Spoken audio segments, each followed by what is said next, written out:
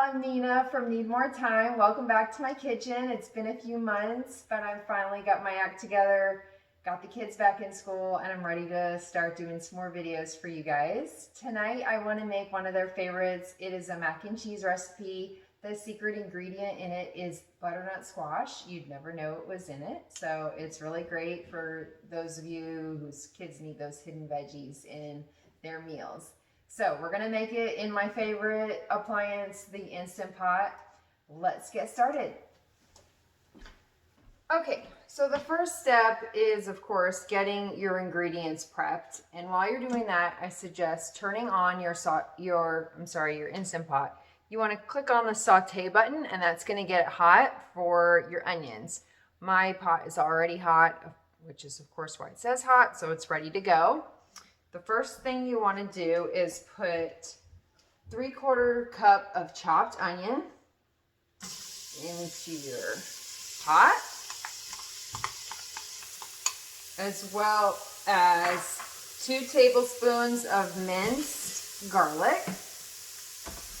I'm using a red onion today because that's actually all I had in my pantry, but I'd probably suggest a yellow onion or a white onion would be best just for color purposes in this meal. So put in that, and then our spices today, we're gonna put 2 tablespoons of dried parsley, 1 tablespoon of Italian seasoning. I put about a teaspoon of salt and half a teaspoon of pepper. And then just wanna saute this for about a minute.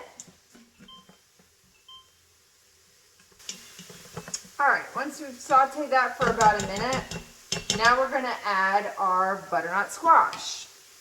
I've got 3 cups of cubed butternut squash that was frozen. I get this already cubed frozen butternut squash at Publix, so that makes it the easiest and the quickest if you just get it in the frozen food section versus buying a fresh one and cutting it up. Of course, you're more than welcome to do that as well, but I just keep the frozen bags in my freezer. Once you add that, we're just gonna saute it another couple of minutes. And as you can see here too, I haven't added any oil to this. There's really no need to add any oil.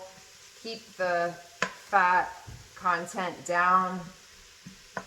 So I'm always trying to do that and save my calories for more yummy, calorically dense or fattening foods versus just adding straight up oil to my meals. All right, so now your butternut squash should be fairly softened. We're going to go ahead and add 2.5 cups of veggie broth to the pot. I make my own veggie broth, as in adding this veggie broth powder to water. I love this stuff. I get it off of Amazon. It doesn't have any weird ingredients, all natural, no dairy, no oil, no artificial flavors. Of course, it's vegan. So this is a great alternative to some of the already liquid broths that I've seen in stores. So I highly recommend this stuff. There isn't even any added salt, so that's kind of cool too for those of us trying to keep our sodium levels down. So go ahead and add your veggie broth, and then we're also going to add 3/4 cup of milk. I use a unsweetened soy milk. This is my favorite, West Soy Organic. Comes in a shelf-stable container. So you're not going to find this in the refrigerated section, but actually over somewhere where the beverages are sold. I get it at Walmart. It's really inexpensive. And what I love about it is that the only ingredients are water and soybeans. They add nothing else to it. So check that out if you're looking for a good non-dairy milk alternative. Or of course you can use cow's milk as well if you're just a vegetarian. So go ahead and do that. Then what we want to do is get an immersion blender. These are really cool. If you don't have one, what I would suggest is really mashing up the squash, maybe with a potato masher, but I love this immersion blender. It makes it super easy because you can blend things right in the pot.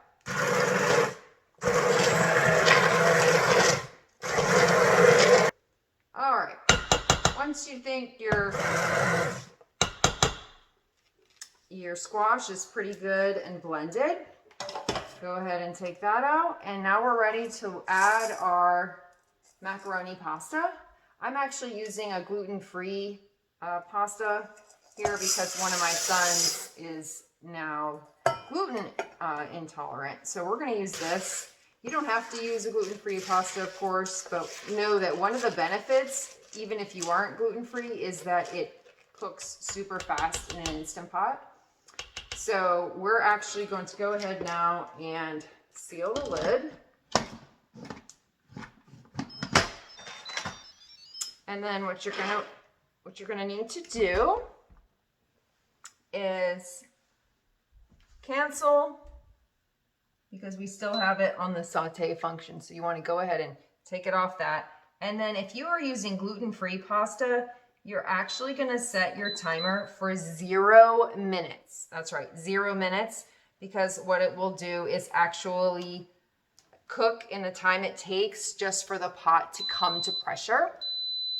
If you're using a regular pasta, then you want to set it for 5 minutes, okay? All right, so after finished cooking, I have been letting it sit for 10 minutes. Once that 10 minutes is up, it's time to go ahead and open the pot. So well, what you're thinking, oh, 10 minutes, I gotta wait. Well, what I like doing is just literally start cleaning up the kitchen, because you're gonna have to do that after the meal. So get that done while the meal's still cooking, right? So let's go ahead and open up the pot here, okay? All right, so we're gonna open up the pot. Just keep your face away from the steam. Open it up. All right, so now what you wanna just do is mix it around a little bit here. It's gonna be a little gooey here. Just get your ingredients all mixed up here. Now we're gonna add the cheese, okay? I'm using a mixture here of some non-dairy mozzarella as well as some cheddar. You might ask, what brands do you use? Honestly, I don't think it really matters. This mozzarella is this Dia brand, and then the cheddar that I have right now is made from Follow Your Heart.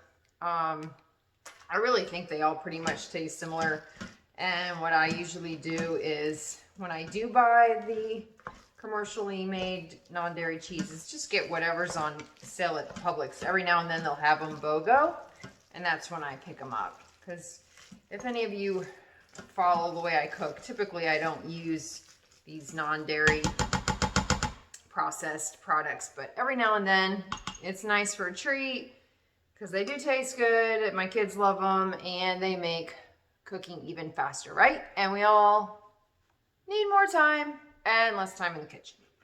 So lastly, I'm gonna put in 2 cups of peas.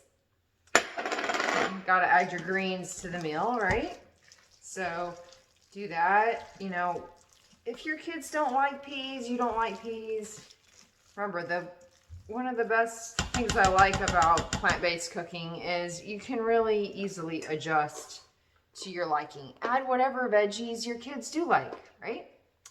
So then what you want to do is just put the lid back on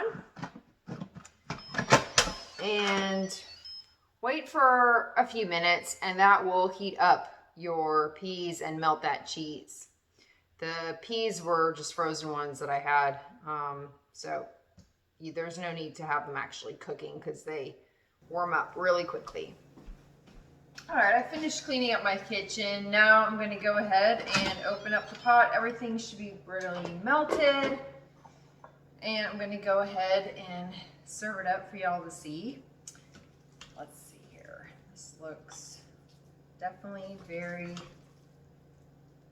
creamy, gooey, just like you want your mac and cheese to be. All right.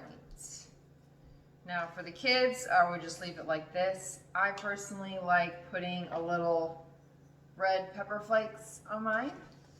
So feel free to do that. Or even some Frank's hot sauce. I don't know about y'all, but I'm like addicted to Frank's hot sauce. And I put it on pretty much everything these days. But just so you can see, here is our mac and cheese, y'all. So I hope you will try it out, make it for yourselves.